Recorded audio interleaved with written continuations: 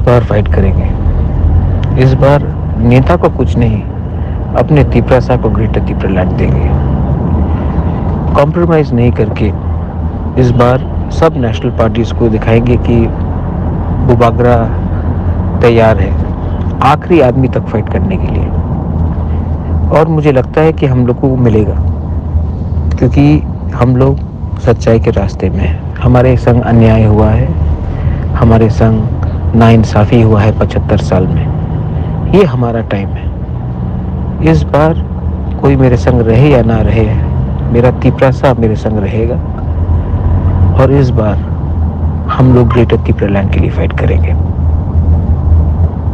मैं जानता हूं कि हम लोग जीतेंगे, क्योंकि मेरे पास विश्वास है, हमारे तीव्रता का विश्वास है, और बुमा और सिकली का प्यार है।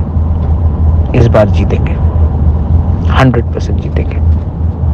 ये फाइट कोई एमएलए मंत्री के लिए नहीं है, ये फाइट हमारा बुकुंग बारा तीव्रता के लिए है, और ये फाइट हम लोग जीतेंगे। इस बार हमारा सरकार बनेगा। बेलाइडो हम